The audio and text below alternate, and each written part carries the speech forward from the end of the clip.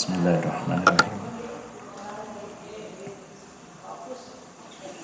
Assalamualaikum warahmatullahi wabarakatuh.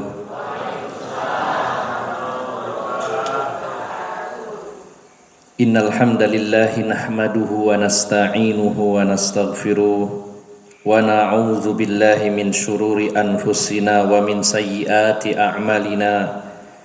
May yahdihillahu fala mudilla lahu wa may yudlil fala hadiya lahu. Ashhadu an la ilaha illallah wahdahu la syarika lahu wa ashhadu anna Muhammadan abduhu wa rasuluhu la nabiyya ba'dah. Sallallahu alaihi wa ala alihi wa ashabihi wa tabi'in wa tabi'it tabi'in wa man tabi'ahum bi ihsanin ila yaumiddin. Wa qala Allah ta'ala fi kitabihil karim, ya ayyuhalladzina amanu taqullaha haqqa tuqatih wa la tamutunna illa wa antum muslimun, amma ba'd. Para alim ulama, para ustazah dan para sesepuh bini sepuh yang senantiasa saya hormati dan saya muliakan, bapak-bapak dan ibu-ibu jamaah majelis taklim yang dirahmati Allah Subhanahu wa taala, dan khususnya sahibul bait, Ibu Hajah sekeluarga yang dirahmati Allah Subhanahu wa taala. Mari kita bersama-sama bersyukur kepada Allah Subhanahu wa taala, karena begitu besar nikmat Allah ketika Allah Subhanahu wa ta'ala mengenalkan kita dengan agama yang benar. Nikmat yang besar ketika kita sudah berislam, beriman, kemudian dipilih oleh Allah Subhanahu wa ta'ala menjadi orang-orang yang mau mempelajari Al-Quran, mempelajari sunnah Rasulullah sallallahu alaihi wasallam.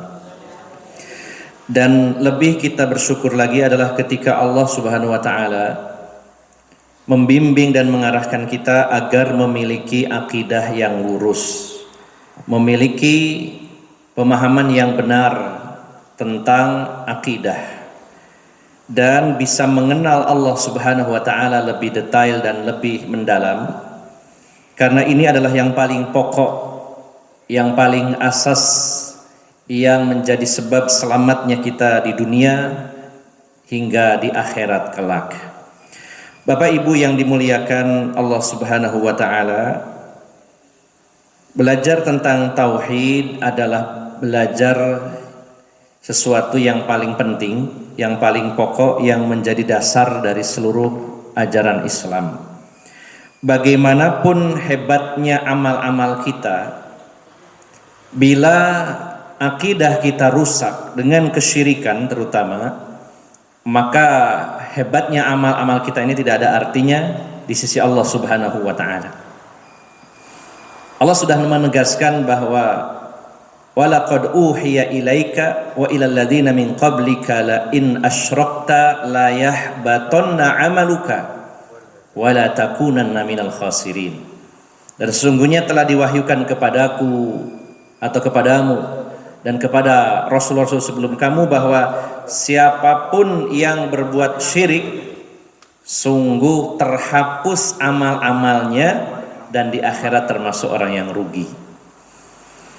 Kita menjalani hidup ini puluhan tahun, beribadah siang malam, berkorban tenaga, pikiran, bahkan harta, itu semua hilang, terhapus karena perbuatan-perbuatan syirik, terutama syirik yang besar. Karena syirik yang besar menghapus seluruh amal, dan syirik yang kecil menghapus amal tertentu yang ada syirik kecilnya tadi. Maka kita perlu sekali belajar tentang tauhid dan lawannya, yaitu syirik. Dan dimudahkan oleh Allah Subhanahu wa ta'ala dengan adanya kitab-kitab para ulama yang sudah disetting atau sudah disusun sedemikian rupa sehingga kita tinggal mempelajarinya. Dikumpulkan ayat-ayat Al-Quran, dikumpulkan hadis-hadis yang sahih, dikumpulkan qaul-qaul ulama, kita tinggal membaca, mempelajari, memahami lalu mempraktekkan. Ini sebuah anugerah yang besar dari Allah Subhanahu wa taala, yang kenikmatan tauhid ini bukan hanya dirasakan nanti di akhirat, tapi di dunia juga akan merasakan kenikmatan yang besar. Orang-orang yang menduakan atau menyekutukan Allah Subhanahu wa taala selama hidupnya penuh dengan ketakutan, penuh dengan was-was, tidak punya pegangan yang kuat, mudah goncang, dan juga sangat lemah secara mental. Sementara orang-orang ahlu tauhid, karena begitu kuatnya pengenalan dia kepada Allah, sehingga dia betul-betul menyandarkan apapun kepada Allah Subhanahu wa taala.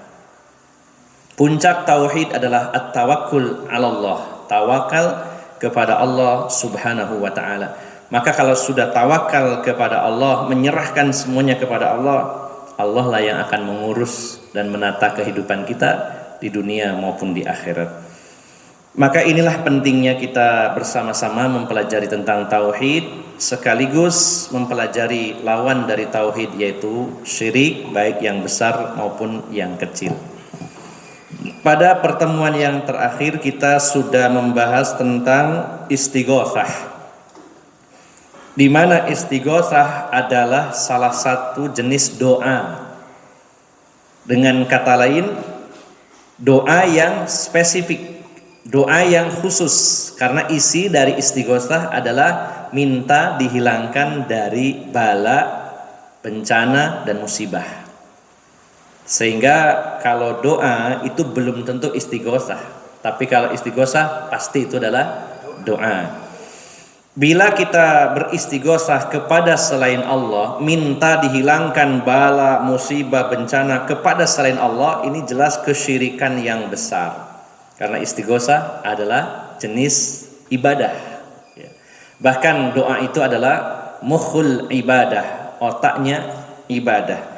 Bila dipalingkan kepada selain Allah, maka syiriknya adalah syirik yang besar. Ini sudah kita bahas. Nah, kita akan masuk pada bab yang baru. Ini luar biasa, ini yang musibah yang banyak menimpa kaum muslimin ketika mereka menuhankan atau setidaknya menyamakan posisi makhluk seperti Allah Subhanahu wa taala. Jadi Bapak Ibu jamaah sekalian, kalau ada orang yang kita lihat dia nyembah batu atau mungkin nyembah pohon, maka kita yang alhamdulillah mungkin hidup di zaman modern yang lebih cerdas akan cepat mencerna, ini orang kenapa sampai tunduk kepada batu, sampai tunduk kepada pohon, ya, dan lain-lainnya. Nah, tapi syaitan juga sangat pintar, sangat halus. Bagaimana membuat Bani Adam, manusia, berbuat syirik tapi seolah-olah tidak. Salah satunya adalah ketika seseorang mengkultuskan figur tertentu, saking mulianya, kemudian disanjung, ditempatkan posisinya seperti Allah Subhanahu wa taala. Ini yang sangat halus. Nanti akan kita bahas pada bab ini, yaitu bab tentang ayat, diawali dengan ayat Al-Quran, babu qaulillahi ta'ala, bab tentang firman Allah Subhanahu wa ta'ala. Ini jadi saya sangat terkesan dengan kitab tauhid ini, karena setiap babnya diawali ayat hadis. Sedikit sekali sebenarnya penjelasan dari beliau, karena penulis kitab ini Syekh Muhammad At-Tamimi atau Syekh Muhammad bin Abdul Wahab. Beliau seorang ulama besar namun banyak berkiprah di lapangan, sehingga beliau menulis kitab cukup banyak tapi tipis-tipis. Maka ulama-ulama setelahnya yang menjabarkan dalam kitab-kitab syarahnya. Beliau hanya mencantumkan ayat hadis dan komentar sedikit atau kesimpulan, biasanya begitu. Termasuk bab ini judulnya saja dari judulnya langsung ayat, babu qaulillahi ta'ala, bab tentang firman Allah Subhanahu wa taala. Ada dua surat di sini. Yang pertama surat Al-A'raf, surat 7 ayat 191 dan 192. 191 dan 192. Allah berfirman, ayusyrikuna ma la yakhluqu syai'an wa hum yukhlaqun wa la yastati'una lahum nasran wa la anfusahum yansurun. Apakah mereka menyekutukan atau berbuat syirik? Ya. Apakah mereka menyekutukan Allah dengan sesuatu yang tidak bisa menciptakan apapun, bahkan justru mereka diciptakan? Pertanyaan yang telak dari Allah Subhanahu wa taala. Kita diajak berpikir oleh Allah, kok bisa yang mereka menyekutukan Allah, menjadikan sesembahan selain Allah, tandingan selain Allah, sesuatu yang tidak bisa menciptakan apapun, bahkan mereka sendiri yang diciptakan oleh Allah Subhanahu wa taala. Dan mereka menyekutukan Allah dengan sesuatu yang tidak mampu memberikan pertolongan bahkan kepada diri mereka sendiri. Ini ada kisah menarik, yaitu seorang yang bernama Amr bin Jamuh. Ini dulunya seorang yang sangat taat menyembah berhala, salah satu berhala yang bernama Manat. Di rumahnya dia punya berhala Manat dalam ukuran kecil. Jadi berhala ini ada yang besar, ada yang kecil. Nah, supaya tidak usah datang ke lokasi berhala yang besarnya, di rumah mereka juga punya. Jadi bukan satu jenis berhala, itu ndak harus satu-satunya. Dibuat mirip bentuknya, kemudian ada yang besar, ada yang kecil.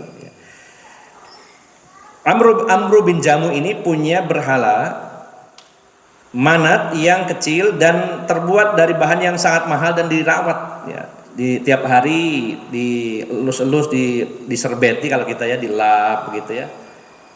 Dan setiap hari disembah. Nah, lalu ada 3 anaknya laki-laki, semuanya udah masuk Islam, tapi secara diam-diam. Mereka bertiga sangat prihatin dengan ayahnya yang sangat taat menyembah berhala ini, dan sangat menginginkan agar ayahnya ini masuk Islam.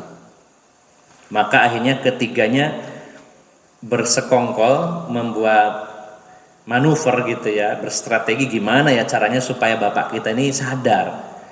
Maka apa yang mereka lakukan, di satu malam ketiganya menyelinap ke ruangan tempat penyembahan berhala Manat itu, lalu diambil berhala itu dan ditaruh di WC. Belepotan gitu ya. Wah, besoknya bapaknya mau nyembah, loh kok Tuhanku gak ada, kemana? Dicari, ada di WC. Marah pastinya ya, dilapi, dibersihkan, dilus-lus, dikasih pewangi, taruh lagi. Malam kedua, 3 anak ini menyelinap lagi, diambil lagi, ditaruh di WC. Nah, karena sudah 2 kali kehilangan Tuhannya ini, maka di malam yang ketiga diintip. Karena dulu belum ada CCTV ya. Kalau ada CCTV kan enak ya, enggak usah ngintip-ngintip. Terekam gitu ya, atau kamera tersembunyi, spy kamera itu ya. Wah, ketahuan ternyata anaknya sendiri yang ya mengotori atau membuang berhala itu ke WC. Lalu sang anak 3-tiganya tentu sudah siap menyiapkan jawaban, karena ayahnya juga orang pinter. Ketika ayahnya marah, maka ketiganya menjelaskan, wahai ayah, kenapa Anda ini menyembah Tuhan yang tidak bisa berbuat apa-apa? Kita buang ke WC loh, dia tidak bisa menolong dirinya sendiri, bagaimana menolong Bapak? Ya. Seandainya ada lalat itu mencelok, napa mencelok nih Bu? Hinggap ya. Memencelok ya. Apa ya, hinggap betul ya. Seandainya di berhala itu ada lalat yang hinggap, berhala itu loh tidak bisa kenapa? Nah, apalagi bahasa Indonesianya itu ya. Menampel, maksudnya menampel. Menepis, mengusir begitu ya. Seandainya ada lalat saja nempel itu gak sanggup. Kalau gitu disembah, panjenengan itu ayah, bapak, manusia lebih mulia dari batu atau dari bahan-bahan apapun itu. Coba berpikir gitu ya. Akhirnya dipikir-pikir, ya juga ya, bener ya anak-anaknya. Kemudian akhirnya masuk Islam. Nah, ayat ini menegaskan kepada orang-orang yang menyembah sesembahan selain Allah, apakah kalian ini menyekutukan Allah, menuhankan sesuatu selain Allah, sesuatu yang tidak bisa menciptakan, justru mereka diciptakan. Bahkan yang menciptakannya justru yang membuatnya adalah manusia yang ya pemahat atau yang dicetak ya pencetaknya begitu. Nah, nanti kita akan bahas lebih detail. Kemudian ayat berikutnya dalam surat Fatir surat 35 ya, sebelum surat Yasin ya. Surat Fatir ayat 13-14. Allah berfirman, "Walladzina tad'una min dunihi ma yamlikuna min qitmir. In tad'uuhum la yasma'u du'aakum walau sami'u mastajabu lakum. Wa yawmal qiyamati yakfuruna bisyirkikum wala yunabbi'uka mithlul khabir." Nah, Allah berfirman, dan sesuatu yang kalian sembah selain Allah, mereka tidak memiliki apapun walaupun hanya setipis kulit ari, gak mampu sama sekali. Jika kalian berdoa kepada mereka, mereka tidak bisa mendengar. Seandainya mendengar juga tidak bisa mengabulkan. Dan pada hari kiamat, yang kalian sembah, yang kalian puja, yang kalian minta tolong dulu itu di dunia, ya, mereka ya akan mengkufuri, maksudnya itu mengingkari, ya, berlepas diri begitu ya. Nah, Bapak Ibu jamaah sekalian, yang perlu kita catat adalah di sini dijelaskan yukhbiru ta'ala an halil mad'uwin min dunihi minal malaikati wal anbiya'i wal asnam wa ghairiha bima yadullu ala ajzihim wa dha'fihim. Allah Subhanahu wa taala menginformasikan tentang kondisi orang-orang yang menyembah selain Allah. Nah, selain Allah di sini bisa jadi mereka itu malaikat, para nabi, berhala, atau yang lain-lainnya. Jadi makhluk-makhluk Allah yang diibadai, disembah, dimintai tolong, ya, dianggap memiliki kekuatan seperti Allah, itu bisa macam-macam. Bisa para malaikat, bisa para nabi, bisa berhala dan selainnya. Mungkin dewa-dewa ya, dewa atau dewi yang menurut mereka ada ya. Nah, Bapak Ibu jamaah sekalian, bisa jadi ini jebakan bagi kaum muslimin. Kalau melihat orang nyembah batu, wah kita langsung tolak, nggak boleh ini ya. Ada orang nyembah pohon, kita tahu ini syirik, nggak boleh ini. Masa dia sujud kepada pohon dan batu?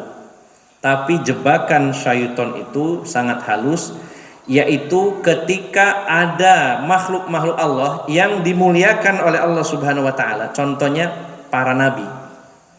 Ya. Saking cintanya kepada para nabi, termasuk kepada Rasulullah Muhammad SAW. Namun sesuatu yang berlebih-lebihan ini tetap tidak baik.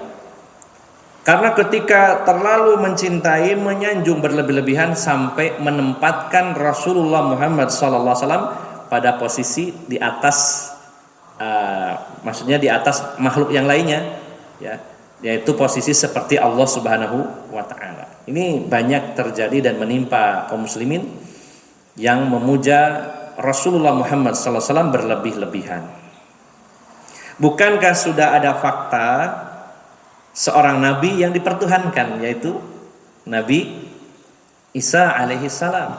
Makanya Rasulullah itu di hari-hari terakhir sebelum wafatnya, pesan-pesan yang disampaikan Rasul itu berkaitan dengan masalah ini. Rasulullah sangat khawatir sepeninggalan beliau ada orang yang memuja Rasulullah SAW. Maka Rasulullah berwasiat, la tutruni kama atratin nasara Isa ibnu Maryam. Janganlah kalian itu berlebih-lebihan dalam menyanjung memuji aku sebagaimana kaum Nasrani yang berlebih-lebihan sikapnya kepada Yesus, kepada Isa ibnu Maryam. Fakulu, katakan oleh kalian kalau memanggil aku atau menyebut aku adalah fakulu, katakan abduhu wa rasuluh, atau Abdullahi wa rasuluh, hamba Allah dan utusannya. Nah, ini akan kita bahas lebih detail karena musibah yang menimpa kaum muslimin sebagiannya adalah karena memuja Rasulullah Muhammad SAW melebihi batas sebagai manusia biasa sampai ditempatkan Rasulullah seperti Allah Subhanahu wa taala. Nah, sebelum itu ada sebuah hadis dalam riwayat Bukhari. Di sini dikatakan wa fis sahih, dalam sahih maksudnya dalam sahih Bukhari, an Anas qol, dari sahabat Anas bin Malik. Kita tahu bahwa sahabat Anas itu 10 tahun menjadi pembantu di rumah tangganya Rasulullah Muhammad SAW. Beliau bercerita, sujjan Nabiyyu sallallahu alaihi wasallam yauma Uhudin wa kasrat rubaiyatahu faqala kaifa yafluhu qaumun sajju nabiyahum fanazalat laisa laka minal amri syai'. Kata Anas bin Malik, pada peristiwa perang Uhud terjadi pada tahun ketiga Hijriyah, 700 kaum muslimin berhadapan dengan 3000 pasukan musyrikin Mekah, di mana yang 50 personil ditempatkan Rasulullah di Bukit Romat, ya agak tinggi posisinya, dan itu adalah para sniper, penembak jitu gitu. Yang 650 langsung berhadapan dengan pihak musuh. Di awal perang kaum muslimin mendapatkan kemenangan karena sangat terbantu dengan adanya para pemanah yang 50 orang ini. Dan Rasulullah sudah berpesan, wahai para pemanah, kalian tidak boleh turun apapun yang terjadi. Apakah kami ini dibantai atau kami menang, pokoknya jangan turun. Nah, ternyata 50 orang ini ada di antaranya 80%-nya, 40 orang yang lupa, tidak taat komando. Ketika musuh berlari karena kalah, berlari terbirit-birit, yang 40 ini ikut turun karena yang dibawa pada mengambil ghanimah, rampasan perang. Dikira sudah kalah selesai. Wah, ini saatnya ngambilin rampasan perang, turun yang 40 orang, tinggal 10. Maka ternyata musuh berbalik dan pasukan Khalid bin Walid yang waktu itu belum masuk Islam melingkar lewat belakang, membantai yang 10 orang di atas, lalu menyerang kaum muslimin dari belakang. Saat itu sangat goncang, ya. Rasulullah Muhammad SAW saat itu beliau terluka cukup parah. Di antaranya kepala beliau bagian belakang ini bocor, dipukul ya sampai berdarah. Kemudian gigi geraham beliau atau gigi taring beliau patah. Kemudian ada lempengan besi yang menancap di pelipis masuk ke tulang. Dan itu tidak bisa dicabut dengan tangan. Selain nancapnya dalam juga licin, ada darah di situ. Sampai dicabut oleh seorang sahabat dengan giginya sampai giginya pun lepas gitu ya. Saking nancapnya. Karena waktu itu juga nggak sempat nyari tang, ya nggak ada ya. Kalau sekarang ada tang cabut. Nah, satu pelajaran bahwa Rasulullah Muhammad SAW manusia paling mulia, manusia paling dicintai oleh Allah, terluka berdarah dengan luka yang parah. Makanya jangan terlalu heran dengan orang-orang yang ngaku, wah ini kebal senjata. Rasulullah dan para sahabat tidak kebal senjata. Rasulullah tetap terluka.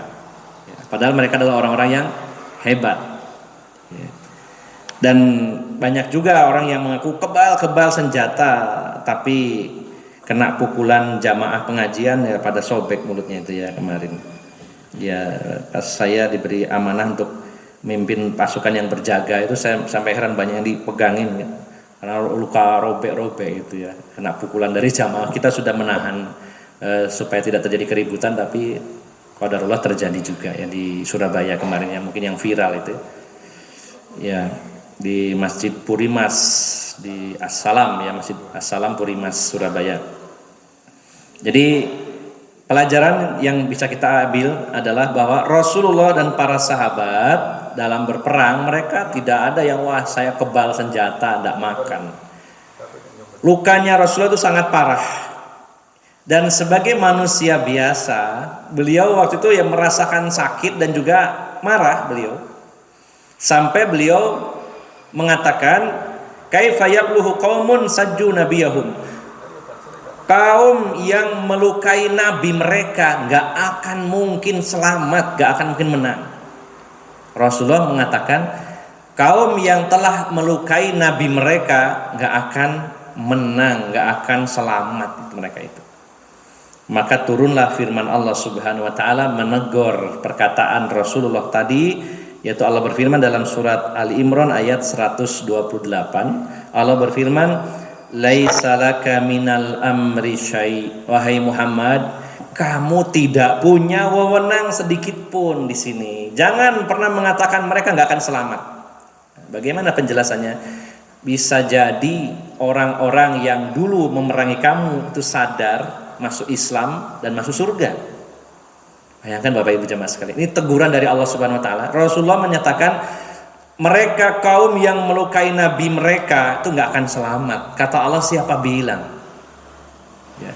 Kamu nggak punya wewenang sedikit pun untuk memutuskan kondisi mereka, nasib mereka, wahai Rasulullah. Ya. Jadi di sini Bapak Ibu jamaah sekalian, Rasulullah Sallallahu Alaihi Wasallam ditegur, dan ini pelajaran bagi kita bahwa bagaimanapun beliau itu makhluk yang sangat dicintai oleh Allah Subhanahu Wa Taala, beliau adalah manusia terbaik, manusia paling bertakwa, tapi posisinya tetap sebagai manusia. Sampai-sampai Allah menegur ketika Rasulullah memutuskan pasti itu nggak selamat orang-orang yang melukai saya. Allah negur, laisa laka minal amri syai, engkau tidak punya wewenang, tidak punya kuasa sedikit pun wahai Muhammad atas mereka.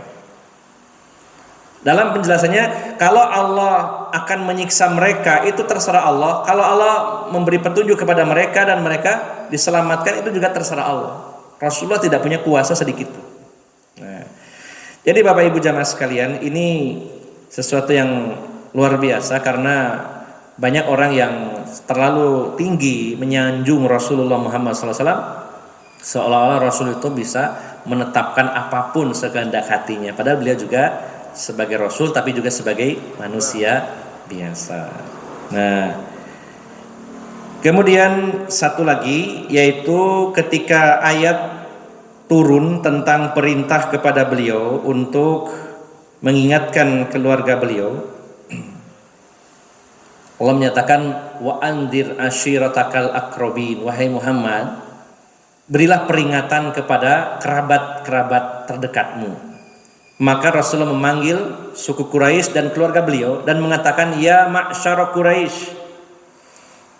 ya, istarau anfusakum la ughni ankum minallahi syai'a.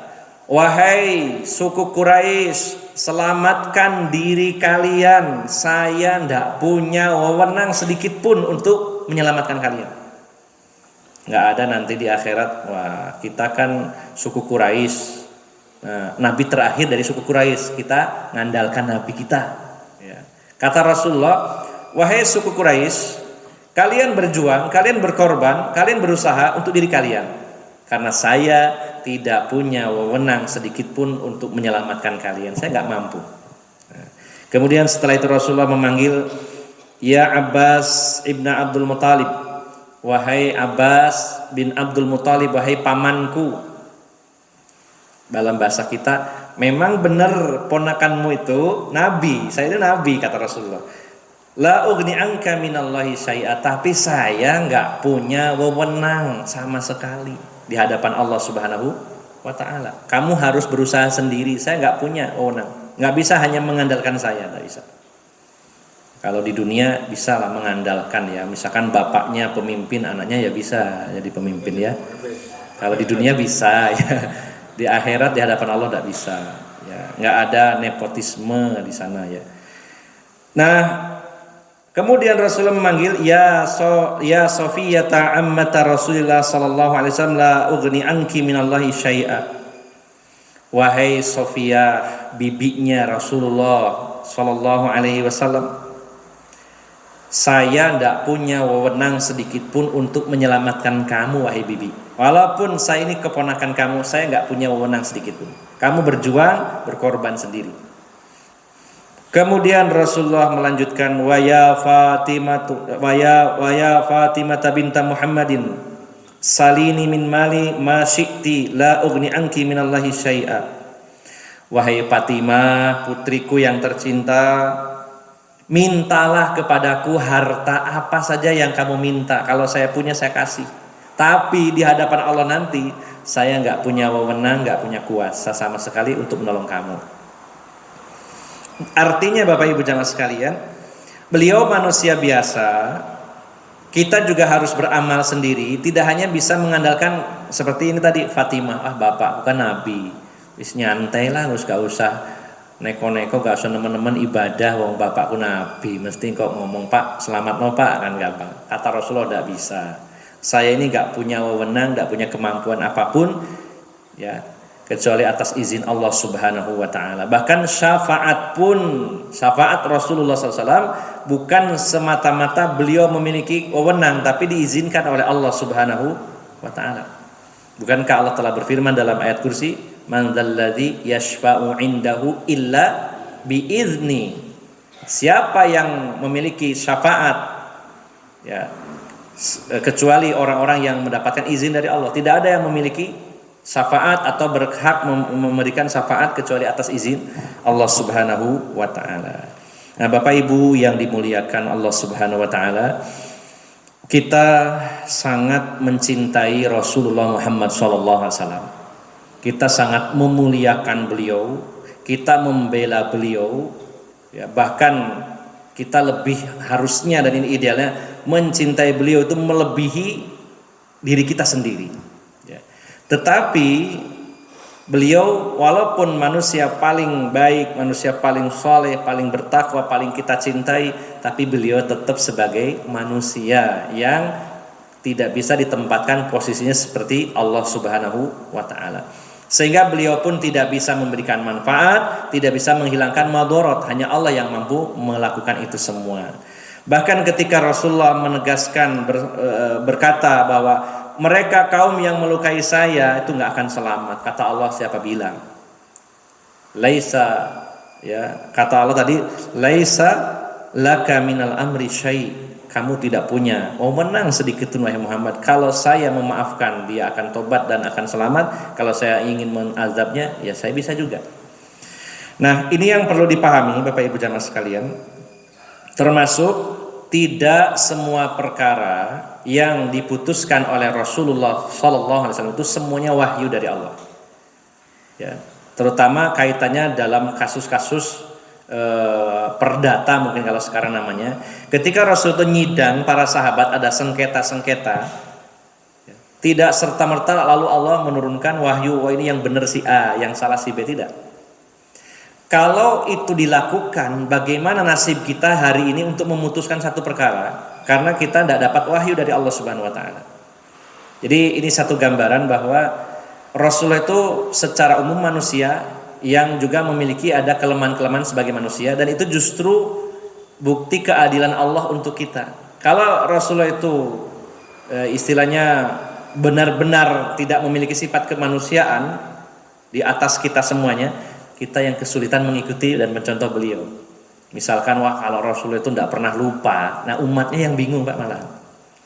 Rasulullah itu pernah sholat asar jadi imam, dan sholat asarnya 2 rakaat. Lalu setelah salam, para sahabat bertanya, ya Rasulullah, apakah anda mengqashar sholat asar tadi? Kata Rasulullah, enggak, saya lengkap tadi sholatnya. Loh, tapi 2 wahai Rasulullah. Loh yang benar, iya 2 Rasulullah. Tanya yang lain, iya 2 ya, 2 Rasulullah. Nah, maka Rasulullah akhirnya berdiri, kemudian sholat 2 rakaat lagi bersama para sahabat, dan sebelum salam sujud sahwi. Nah, seandainya Rasulullah itu manusia yang super, tidak pernah lupa, misalkan dalam salah satu sifatnya nggak pernah lupa, kita yang kesulitan karena sebagai umatnya ya pelupa. Karena Rasulullah lupa, kita dapat solusi akhirnya, gitu. Ya. Kalau kisah lainnya, Rasulullah itu pernah kebablasan tidur, ya sholat subuhnya kelewat sampai bangun agak siang. Lalu Rasulullah berwudu dan sholat saat itu pula, dan mengatakan siapa yang lupa atau tertidur kemudian terbangun dan ingat, maka sholatlah saat itu juga. Nah, seandainya Rasulullah tidak pernah kebablasan, nah kita sebagai kaumnya, sebagai umatnya yang kebablasan terus solusinya bagaimana? Gitu ya. Nah, jadi Rasulullah itu Rasul utusan Allah, tapi juga hamba Allah yang memiliki sifat-sifat kemanusiaan.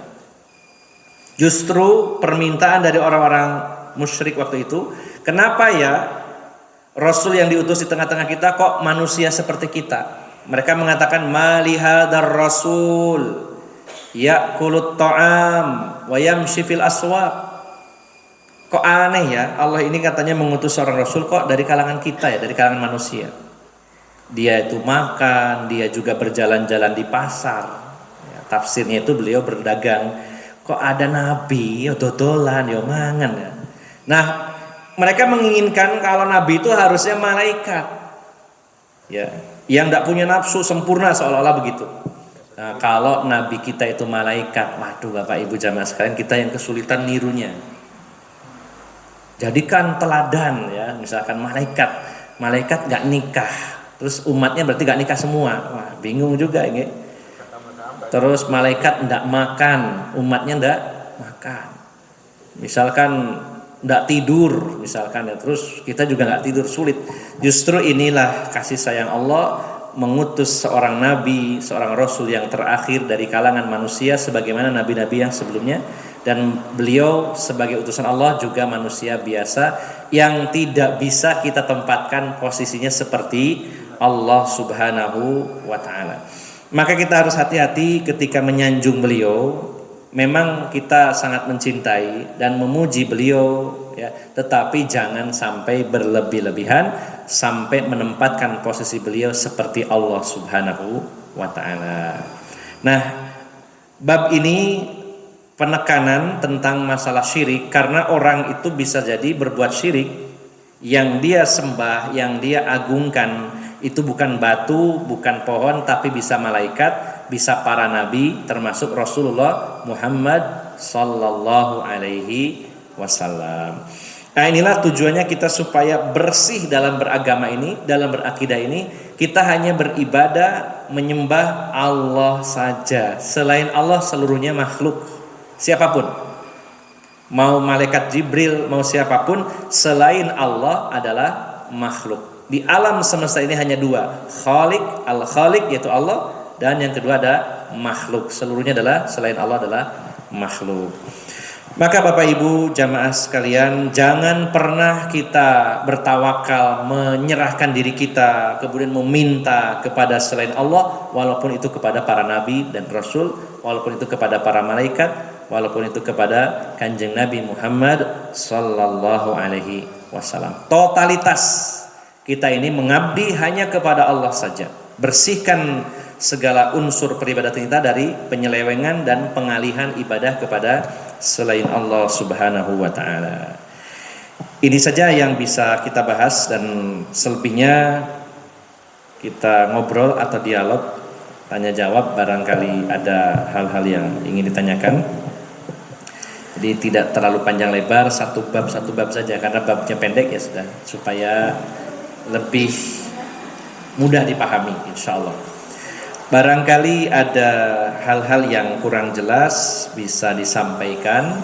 Oke, monggo silakan. Terima kasih Ustadz. Bapak Ibu, baru saja Ustadz Abu Rosan sudah mengkaji satu tema menarik ya, dan gampang kita pahami, namun tidak menutup kemungkinan dari beberapa penjelasan tadi ada sesuatu yang perlu ditanyakan, atau mungkin juga hal-hal yang di luar penjelasan tadi tetapi masih terkait dengan kesyirikan ya. Kesempatan pertama saya berikan kepada ibu-ibu dulu. Ibu ya. Jadi ibu, untuk ibu satu penanya, kemudian setelahnya nanti saya berikan kepada bapak-bapak. Kalau pertemuan yang lalu kesempatan saya berikan kepada ibu yang duduk di sebelah timur, sekarang saya berikan kesempatan yang duduk di sebelah selatan. Monggo barangkali wonten. Mboten-wonten. Nek mboten-wonten kula aturaken ingkang sebelah timur. Barangkali Ibu wonten nggih? Oh nggih. Oh nggih Bu Ajaina, nggih monggo Bu Aja. Nggih. Bismillahirrahmanirrahim.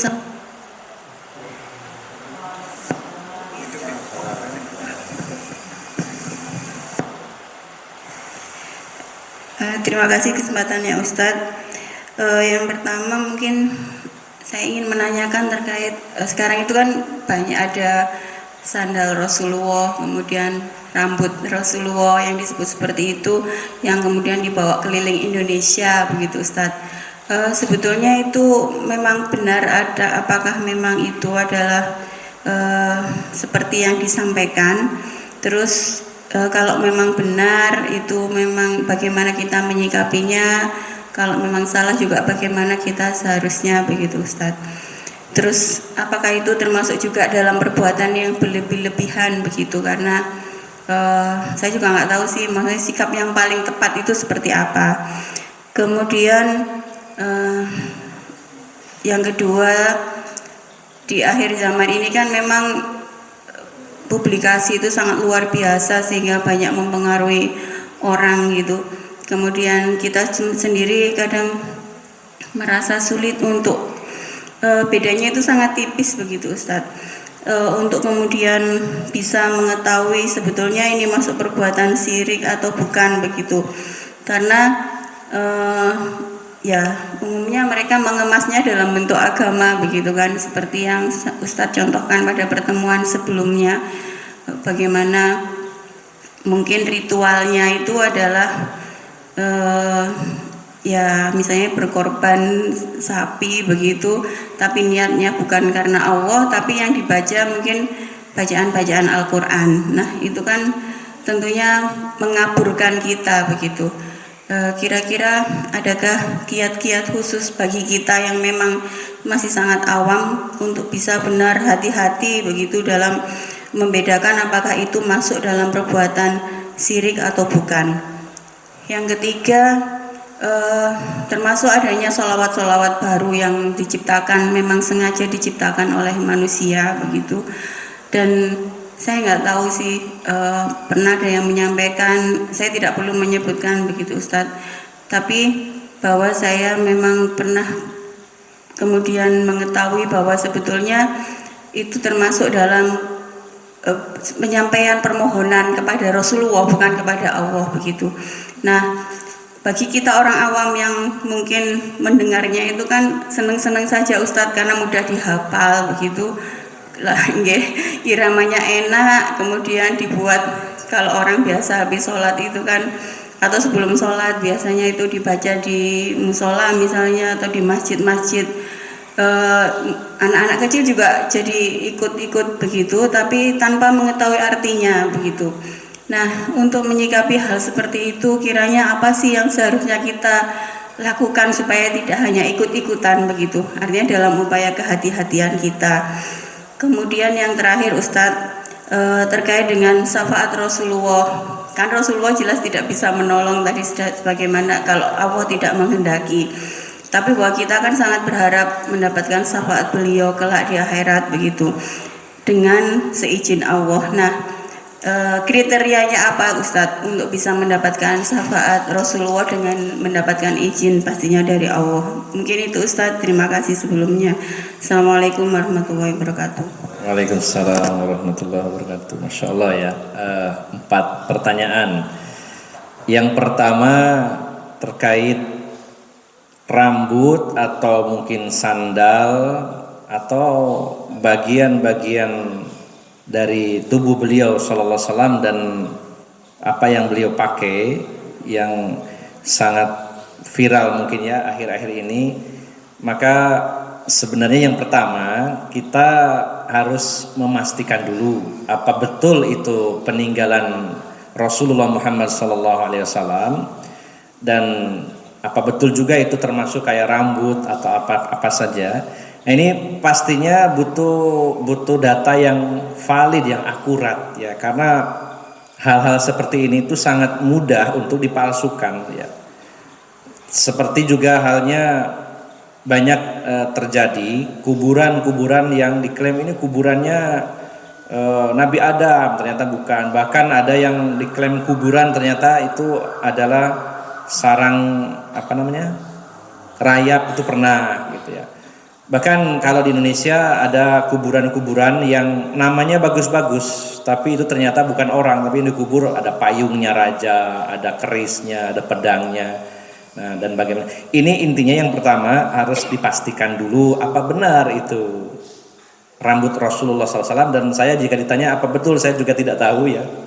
Bagaimana cara membuktikannya bahwa itu adalah betul-betul rambut Rasulullah SAW? Dari mana asalnya harus jelas ini.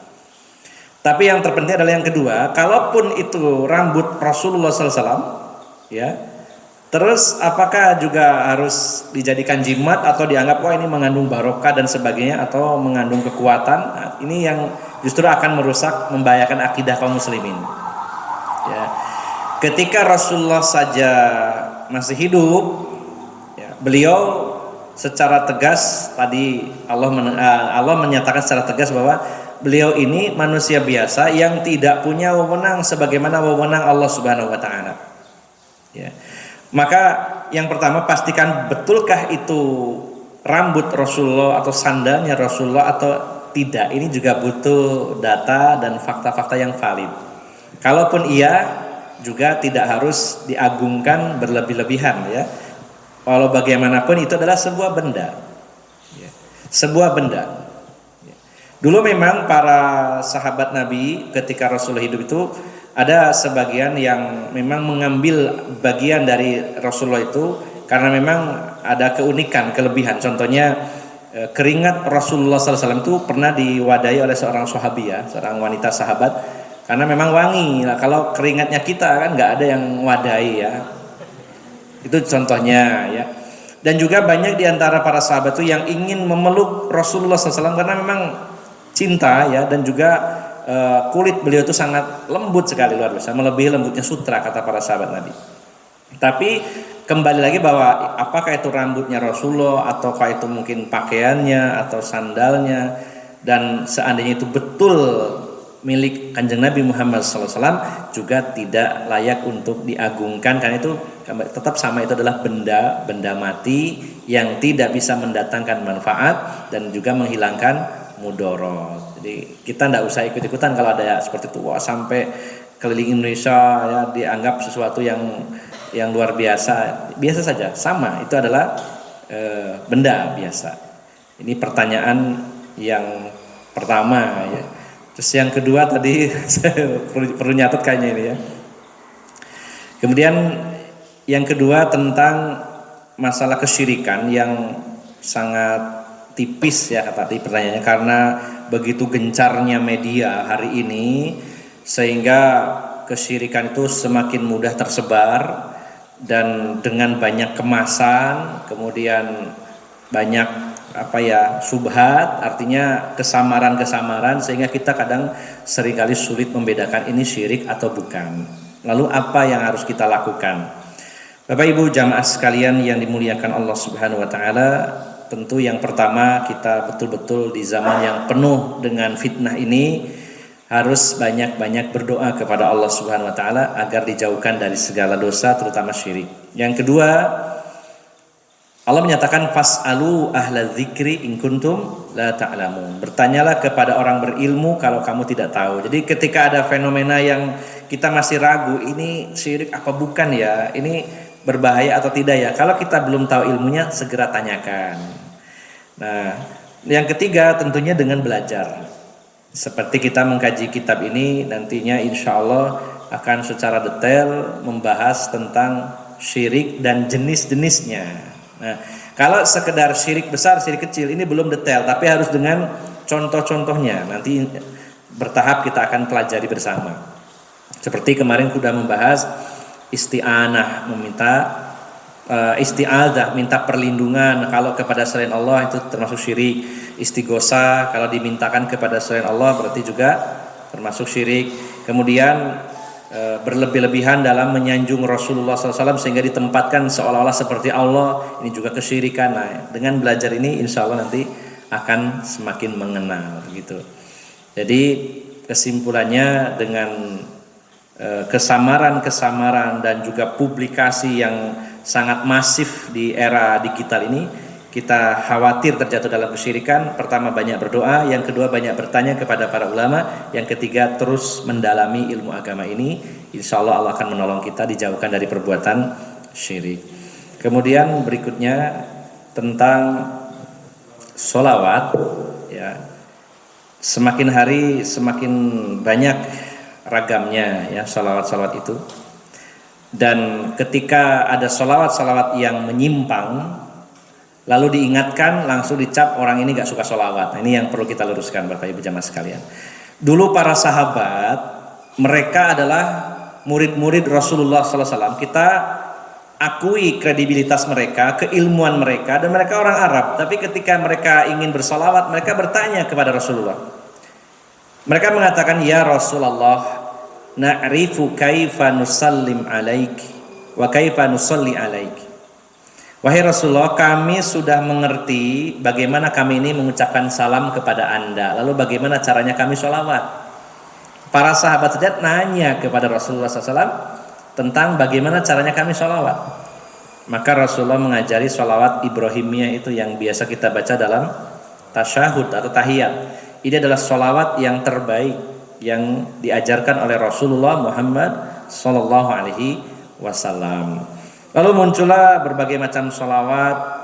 Ada yang isinya murni berisi sanjungan yang berlebih-lebihan, ada yang campuran gitu ya. Dan ini kurang dipahami oleh sebagian masyarakat kita karena diiming-iming ini fadilahnya, keutamaannya kalau dibaca 1000 kali nanti sampai oleh duit sak gepok gitu misalkan ya, atau apa ya, ada iming-iming itu. Kemudian yang kedua dinyanyikan jadi enak, tapi kalau mau belajar tentang maknanya ini kadang-kadang ngeri isinya gitu ya. Contohnya misalkan nih ada sholawat Allahumma sholli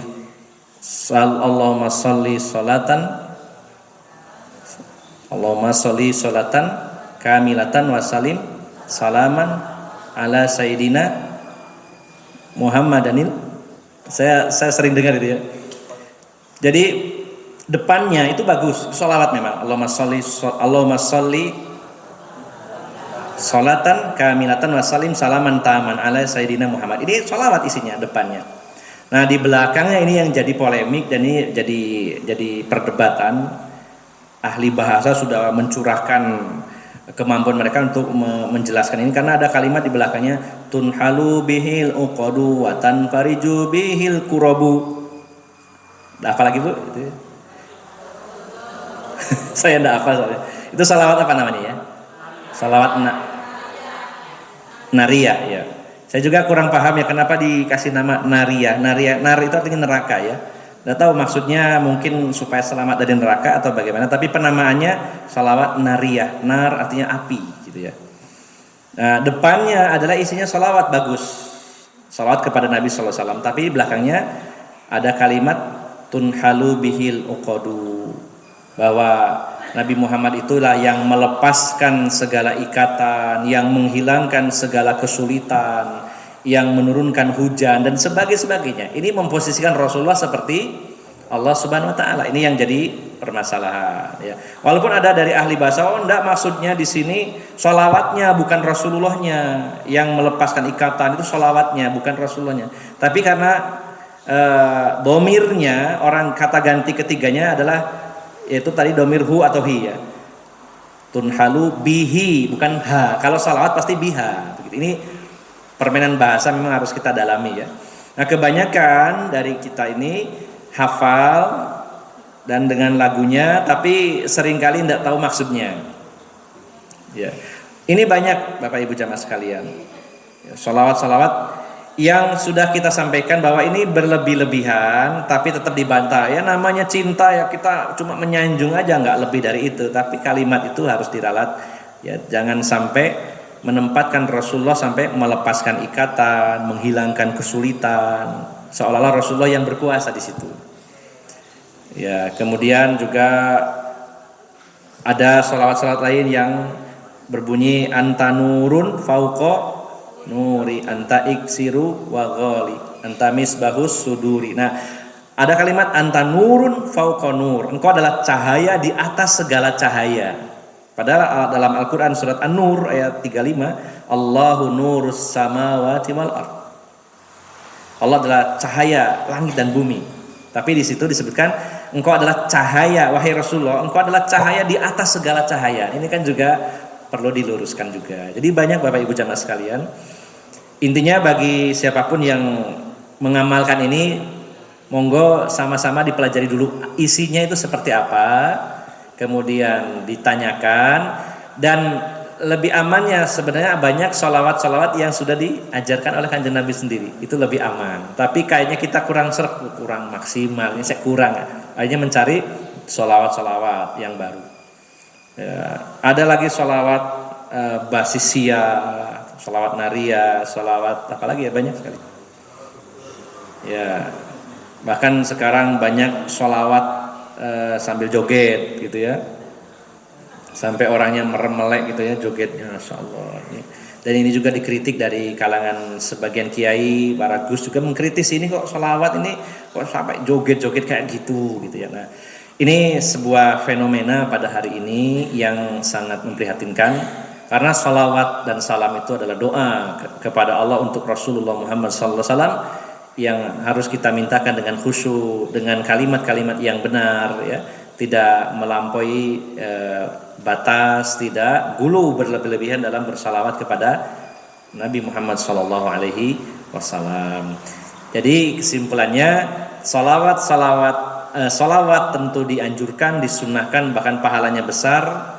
Tetapi jika salawat itu mengandung unsur-unsur kesyirikan, di mana menempatkan Rasulullah seperti Allah Subhanahu Wa Taala, maka kita hindari, ganti dengan salawat-salawat yang diajarkan oleh Kanjeng Nabi Muhammad SAW.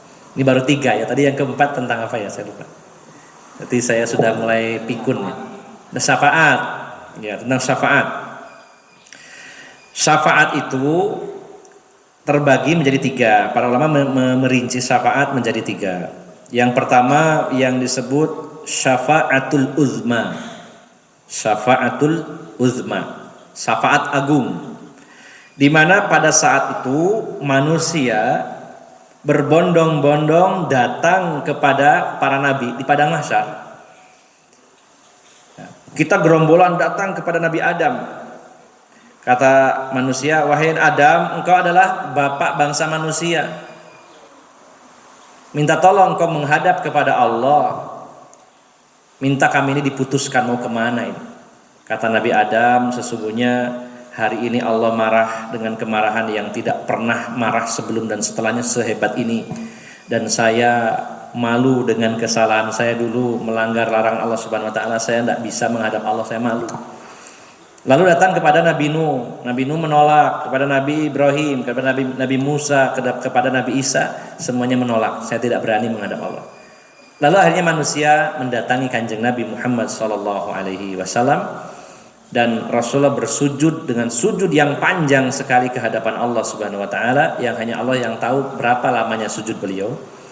Lalu Allah meminta beliau untuk berdiri, dan Allah berfirman saat itu, sesungguhnya dari setiap 10.000 Bani Adam yang 9.999 itu masuk neraka, yang 1 orang masuk surga. Nah, ini namanya syafaatul uzma. Rasulullah menjadi sebab diputuskannya adanya kebijakan dari Allah Subhanahu Wa Taala di padang mahsyar itu. Yang kedua, syafaat itu adalah syafaat Rasulullah SAW, yaitu ketika beliau masuk ke dalam surga. Ya, tidak ada yang bisa masuk ke surga di antara hamba-hamba Allah ini sebelum Rasulullah memasukinya. Jadi seolah-olah ini manusia dan bangsa jin semuanya menunggu, gak akan bisa masuk surga sebelum Rasulullah yang masuk. Maka Rasulullah adalah manusia pertama yang masuk surga. Nah, ini syafaatnya Rasulullah. Nah, yang ketiga, syafaat umum, termasuk Rasulullah kepada umatnya, termasuk seorang mukmin kepada mukmin lainnya. Syafaat itu artinya rekomendasi kalau bahasa kita gampangannya ya. Jadi kita kepada Allah meminta, ya Allah, saya rekomendasikan si ini untuk selamat. Itu namanya syafaat begitu. Dari kata asyaf'u. Asyaf'u artinya menggenapkan atau genap. Dalam surat Al-Fajr ya, wal fajr walayalin ashr wasyaf'i wal water, bukan water ya. water. Witir artinya ganjil. Nah, lawannya adalah asyaf'u, yaitu genap. Lawan ganjil adalah genap. Maka maksudnya syafaat itu menggenapkan, artinya secara istilahnya adalah seseorang diizinkan oleh Allah Subhanahu wa taala untuk merekomendasikan orang lain untuk selamat. Itu namanya syafaat. Lalu kalau itu tidak diberi kewenangan termasuk Rasulullah, bagaimana caranya kita mendapat syafaat? Jadi syafaat itu akan kita dapatkan yang pertama yaitu hanya kepada ahlu tauhid. Orang-orang kafir, orang-orang yang berbuat syirik tidak akan pernah mendapatkan syafaat. Karena untuk mendapatkan syafaat namanya menggenapkan, harus punya modal awal. Namanya ganep, kan sudah ada modalnya. Nah, kurang lengkap, dilengkapi gitu. Nah, kalau tauhid nggak ada, nggak punya apa-apa, yang digenapkan apanya? Nggak bisa. Jadi harus ahlu tauhid yang pertama. Yang kedua, adanya ridho Allah kepada yang memberi syafaat maupun yang diberi syafaat. Yang ketiga, adanya izin dari Allah Subhanahu wa taala. Maka termasuk Rasulullah Muhammad SAW diizinkan oleh Allah untuk memberikan syafaat. Termasuk juga orang-orang yang mati syahid diberi jatah 70 kuotanya, 70 anggota keluarganya untuk masuk surga. Termasuk orang-orang mukmin ketika di surga, dia akan mencari teman-temannya waktu di dunia. Ternyata ada yang di neraka, maka akan meminta kepada Allah supaya temannya ini diangkat dari neraka. Itu namanya syafaat. Jadi memang ada istilah syafaat Rasulullah, bahkan termasuk syafaatul uzma, tapi itu atas izin dari Allah Subhanahu wa ta'ala. Bukan semata-mata wewenang sepenuhnya ada pada Rasulullah Muhammad SAW. Diizinkan dulu, setelah itu Rasulullah milih siapa yang akan dapat syafaat begitu. Ya, jelas ya Bu ya. Jadi bukan tiba-tiba Rasulullah punya wewenang, wah ini selamat, yang ini tidak. Allah izinkan, mempersilahkan Rasulullah, silakan, kalau bahasa kita, silakan Muhammad kamu pilih yang akan kamu beri syafaat siapa aja. Yang kamu rekomendasikan masuk surga siapa saja. Nah, jadi tetap ada izin dari Allah Subhanahu wa taala. Demikian dari 4 pertanyaan, mudah-mudahan bisa dipahami. Selanjutnya untuk Bapak-bapak Ustadz yang ingin menyampaikan pertanyaan, monggo. Atau mungkin sementara saya wakili nggih. Saya akan menyampaikan pertanyaan, tapi pertanyaan titipan ini Ustadz. Pertanyaan titipan kelihatannya sepele, hanya saja kalau kita perhatikan pertanyaan ini dari sesuatu yang selalu ada di masyarakat, ya, dan perlu mendapatkan penjelasan. Sering kita mendengar orang akan melakukan sesuatu, ya, itu mencari hari baik, ya. Nah, yang ingin dijelaskan adalah, ya, apakah ada hari baik atau hari kurang baik, ya, kemudian sudah masuk ranah syirikah kalau misalnya kita mempercayai hari baik dan hari yang kurang baik. Ngaten mawon Ustaz. Ya, pertanyaan yang bagus. Bila menetapkan baik dan buruknya itu berdasarkan fakta, artinya sesuatu yang bisa dibuktikan, maka tentu tidak masalah. Misalkan begini, pas saya mau berkunjung ke rumah Ustadz, mau cari hari yang baik, yaitu pas liburan, pas gajian, nah, misalkan begitu ya. Itu hari baik dalam arti secara hitungan manusia, ya. Ada faktanya. Oh, ini kalau hari aktif Senin sampai Jumat saya harus bekerja. Nah, kayaknya hari yang baik untuk berkunjung itu hari Ahad. Apalagi hari-hari ini tanggal muda, saya habis gajian, wah bisa beli oleh-oleh dan sebagainya, contoh ya Pak. Nah, kalau baiknya itu dalam kategori seperti itu, tentu ini sesuatu yang sah dan dibolehkan, ya. Atau misalkan menentukan hari pernikahan, kita lihat-lihat, wah kayaknya ini enaknya nikahan ini bulan Ramadan aja ya. Pas kan salah satu dari hari 10 malam terakhir, nanti walimahnya sambil buka bersama, misalkan Pak ya, misal. Ini kayaknya hari yang bagus ini. Karena apa? Bulan Ramadan, bulan yang mulia. Kemudian kita ngadakan walimah, makan-makan sekaligus acara buka bersama, dapat pahala juga memberi makan orang yang berpuasa. terus juga harinya pas hari libur nih. Nah, itu berdasarkan fakta-fakta. Kalau itu dilakukan, ini sah-sah saja dan boleh. Tapi yang terjadi di masyarakat kita itu bukan masalah itu, tapi menetapkan hari ini hari keberuntungan, ini hari apes, tanpa adanya fakta-fakta ilmiah ataupun data-data tadi, hanya sekedar keyakinan saja. Oh, ini kalau pernikahan ini dilakukan hari ini, setelah dihitung-hitung kayaknya ini hari nahas, gak boleh. Nah, kalau kita mengatakan bahwa hari ini hari sial, hari nahas, hari yang buruk, dalam istilah agama dinamakan at-tiyaroh atau tatoyur, menganggap sial karena sesuatu. Menganggap sial karena sesuatu di sini bisa macam-macam. Sial karena kucing, lagi naik motor ada kucing nyebrang, wah ini sial nih. Sial karena burung, mau berangkat kerja tiba-tiba kok burung ini beloknya ke kiri, ini pertanda buruk ini. Kalau belok kanan kayaknya bagus. Jadi dikait-kaitkan beloknya burung dengan sial dan tidaknya. Nah, ini namanya tatoyur, menganggap sial karena sesuatu. Termasuk menganggap sial karena manusia. Gara-gara sampean ono nang kampung kene, pali kampung ini ada sial. Nah, misalkan begitu ya. Termasuk waktu, hari, ini hari ada sialnya nih. Kalau hari ini dipilih sial, ini namanya tatoyur. Dan tatoyur ini termasuk sarana yang menuju kepada kesyirikan. Belum dikatakan syirik yang akbar, tapi syirik kecil yang mengarah kepada syirik besar. Karena di sana ada keyakinan bahwa sesuatu bisa mendatangkan bahaya, padahal manfaat atau bahaya itu datangnya dari Allah, bukan dari hari. Nah, maka menurut Islam semua hari itu adalah hari baik ya, kecuali ada hari yang paling buruk, memang hari kiamat nanti ya. Satu hari itu memang paling parah ya, karena ngeri ya, mengerikan setidaknya.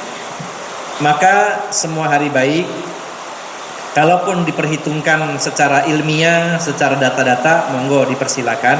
Tapi kalau hanya sekedar mitos, keyakinan-keyakinan yang tidak bisa dibuktikan secara ilmiah, maka ini jatuhnya kepada tatoyur yang merupakan sarana menuju kepada kesyirikan.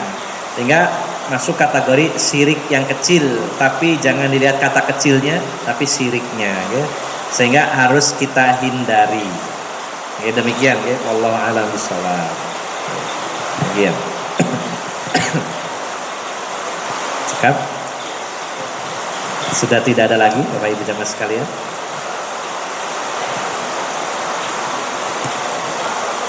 Mumpung hujan jadi gak bisa pulang ya. Kecuali yang pakai roda 4 ya. Kalau tidak ada cukup, okay. Alhamdulillah. Ya, baik Bapak Ibu jamaah sekalian, alhamdulillah kajian cukup simpel dan singkat, namun mudah-mudahan kita bisa mengambil hikmah pelajaran dari kajian pada malam hari ini. Sebelum saya tutup, poin inti dari bab ini adalah bahwa yang memiliki wewenang memberikan kebaikan dan keburukan, mendatangkan maslahat dan manfaat hanyalah Allah sendiri, tidak ada yang lainnya. Maka selain Allah itu adalah makhluk, walaupun itu seorang nabi, walaupun itu Rasulullah Muhammad SAW, maka beliau pun sebagai manusia biasa tidak berhak menentukan nasib seseorang. Ketika ada orang yang melukai beliau mengatakan pasti celaka, nggak akan beruntung, maka Allah tegur, engkau tidak punya wewenang, engkau tidak punya kuasa wahai Muhammad. Aku akan memaafkan mereka atau aku menyiksanya, terserah aku. Jangan diponis, dikatakan mereka nggak akan selamat. Ini teguran dari Allah Subhanahu Wa Taala, sehingga kita pun sebagai umatnya beliau sangat mencintai beliau, sangat menghormati beliau, tapi tetap menempatkan beliau pada posisi yang semestinya sebagai utusan Allah dan sebagai hamba Allah, manusia biasa. Ini kurang lebih yang bisa kita bahas pada malam hari ini. Sebelum kita akhiri, mari kita tutup dengan berdoa dan bermunajat kepada Allah Subhanahu Wa Taala. Bismillahirrahmanirrahim. Allahumma salli wa sallim wa barik ala nabiyyina Muhammadin walhamdulillahi rabbil alamin. Allahumma a'inna ala dzikrika wa syukrika wa husni ibadatik. Allahumma inna nas'alukal huda wat tuqa wal afafa wal ghina. Allahumma inna nas'aluka ilman nafi'a wa rizqan thayyiba wa amalan mutaqabbala wa shifaan min kulli da'. Allahumma inna na'udzubika min ilmin la yanfa' wa min qalbin la yakhsha wa min nafsin la tashba' wa min du'ain la yusma'. Allahumma inna na'udzubika minal hammi wal hazan wal ajzi wal kasal wal jubni wal bukhl wa ghalabatid daini wa qahrir rijal. Rabbana ighfir lana dzunubana wa liwalidayna warhamhuma kama rabbayana shighara. Rabbana ighfir lana wa li ikhwanina alladzina sabaquna bil iman wa la taj'al fi qulubina ghillan lil ladzina amanu rabbana innaka ra'ufur rahim. Rabbana hab lana min azwajina wa dhurriyyatina qurrata a'yun waj'alna lil muttaqina imama. Rabbana hab lana minas salihin. Rabbana hab lana min ladunka dzurriyyatan thayyibah innaka sami'ud du'a. Rabbana la tuzigh qulubana ba'da idh hadaitana wa hab lana min ladunka rahmah innaka antal wahhab. Allahumma ya muqallibal qulub tsabbit qulubana ala dinik, ya musarrifal qulub sarrif qulubana ala ta'atik. Allahumma anta rabbuna farzuqnal istiqamah. Allahumma khtim lana bi husnil khatimah. Rabbana atina fid dunya hasanah wa fil akhirati hasanah wa qina adzaban nar. Subhana rabbika rabbil izzati amma yasifun wa salamun alal mursalin walhamdulillahi rabbil alamin. Dari awal hingga akhir, bila ada kesalahan saya mohon maaf yang sebesar-besarnya. Aqulu qawli hadza wa astaghfirullah li wa lakum wa akhiru da'wana anil hamdulillahi rabbil alamin. Subhanakallahumma wa bihamdika asyhadu an la ilaha illa anta astaghfiruka wa atubu ilaik. Wassalamu alaikum warahmatullahi wabarakatuh.